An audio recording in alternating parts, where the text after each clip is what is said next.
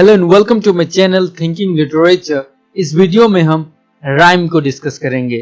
So let's jump into it. Rhyme उन words को कहा जाता है जिसका सिमिलर साउंड्स होता है। फॉर एग्जांपल पेंसिल और स्टेंसिल। राइमिंग ज्यादातर हम पोएट्री और सॉन्ग्स में देख सकते हैं, जो पोएम या सॉन्ग्स को एक रिदम या लय प्रदान करती है। अब हम अलग अलग तरीके की राइम्स को डिस्कस करेंगे। सो सबसे पहले हम परफेक्ट राइम को जानेंगे। परफेक्ट राइम्स उन राइम्स को कहा जाता है जिन राइम्स के final stress syllable same sound के होते हैं। मैंने ऑलरेडी एक वीडियो सिलेबल्स और मीटर के ऊपर बनाया है, अगर आप लोगों ने नहीं देखा है तो देख लीजिए, मैं लिंक नीचे डिस्क्रिप्शन में दे दूंगा। सो परफेक्ट राइम्स उन राइम्स को कहा जाता है जिन राइम्स के फाइनल स्ट्रेस सिलेबल्स के साउंड सेम होते हैं।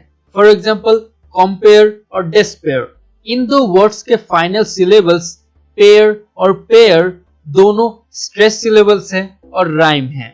उसी तरह मिल्टन ने उनकी poem when I consider how my life is spent में भी परफेक्ट राइम्स का यूज किया है। On the other hand imperfect rhymes उन राइम्स को कहा जाता है जिनमें एक वर्ड का स्ट्रेस सिलेबल और दूसरे वर्ड का अनस्ट्रेस सिलेबल के बीच राइमिंग होता है।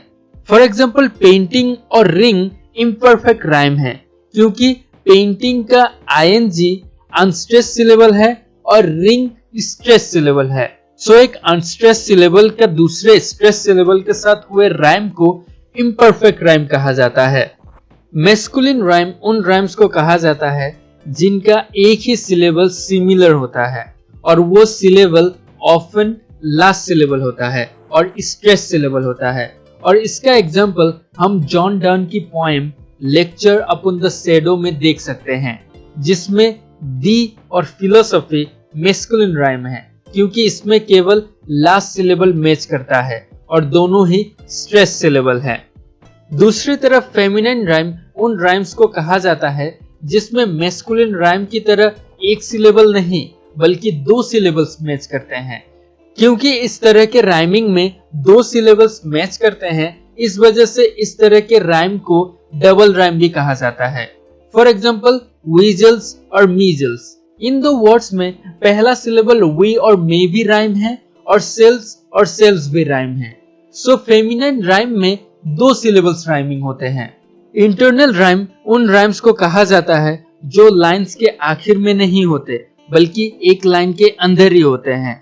इंटरनल राइम का एग्जाम्पल हम एडगर एलन पो की पोएम द रेवन में देख सकते हैं, जिसमें नेपिंग और टेपिंग इंटरनल राइम है, क्योंकि यह दो राइम्स दो लाइंस की राइम नहीं है बल्कि एक ही लाइन के अंदर की राइम है। आई राइम्स उन राइम्स को कहा जाता है जिनके साउंड्स अलग अलग होते हैं लेकिन वो दिखने में सेम होते हैं, क्योंकि उनकी स्पेलिंग सेम होती है। फॉर एग्जाम्पल कंपेयर और आर, दिखने में ये दो वर्ड्स राइम हैं लेकिन ये दो वर्ड्स की साउंड बिल्कुल अलग है, कंपेयर और आर। उसी तरह क्राइस्ट और रिस्ट भी आई राइम है, क्योंकि इन दो वर्ड्स के अंतिम में RIST है लेकिन उनका प्रोनाउंसिएशन अलग अलग है। ट्रेडिशनली स्लैंट राइम उन राइम्स को कहा जाता है जिनके कॉन्सोनेंट साउंड सिमिलर होते हैं, लेकिन आजकल स्लैंट राइम कॉन्सोनेंट साउंड्स के साथ साथ भावेल साउंड्स की सिमिलरिटी को भी कहते हैं। फॉर एग्जांपल अनपैक और डिटैच, इन दो वर्ड्स में ए भावेल साउंड की सिमिलरिटी है, इस वजह से यह स्लैंट राइम है। उसी तरह कंट्री और कॉन्ट्रा में ट्रा साउंड सिमिलर है, इस वजह से यह स्लैंट राइम है। लेकिन क्या सभी कॉन्सोनेंट्स और एसोनेंट्स या कॉन्सोनेंट साउंड और भावेल साउंड स्लैंट राइम होते हैं? नहीं, सभी कॉन्सोनेंट्स और एसोनेंट्स स्लैंट राइम नहीं होते। कॉन्सोनेंट्स और एसोनेंट्स वर्ड्स कहीं भी हो सकता है, या तो वो स्टार्ट में हो सकता है या तो मिडल में भी हो सकता है, लेकिन स्लैंट राइम केवल वर्ड्स के अंत में होते हैं।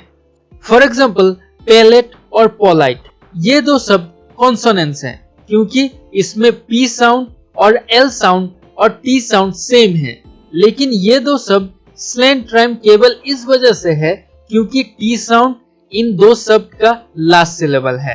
सो स्लैंट राइम वर्ड्स के अंतिम कॉन्सोनेंट और वावेल साउंड के सिमिलरिटी को कहा जाता है। फोर्स राइम उन राइम्स को कहा जाता है जिसमें राइटर जबरदस्ती वर्ड की स्पेलिंग चेंज करते हैं ताकि वो उसे राइमिंग वर्ड बना सके।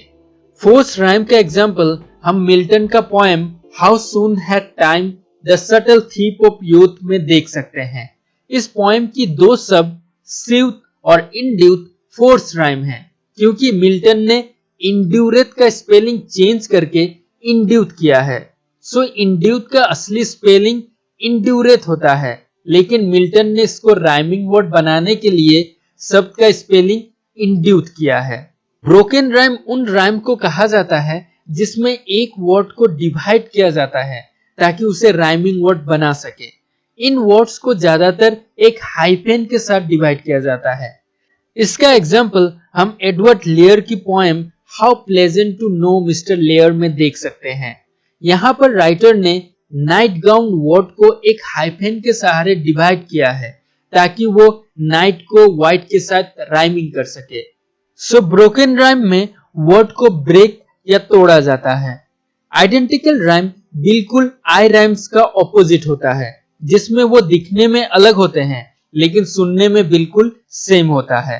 फॉर एग्जाम्पल TWO2 और TOO2 सुनने में सिमिलर साउंड है लेकिन दिखने में बिल्कुल अलग है। सो यही थे कुछ इंपॉर्टेंट राइम की टाइप्स जो एक लिटरेचर स्टूडेंट को पता रहना चाहिए। So we come to the end of this video. अगर आपको वीडियो अच्छा लगा तो लाइक कीजिए, अगर अच्छा नहीं लगा तो डिसलाइक कीजिए और अगर नए हैं तो सब्सक्राइब कीजिए।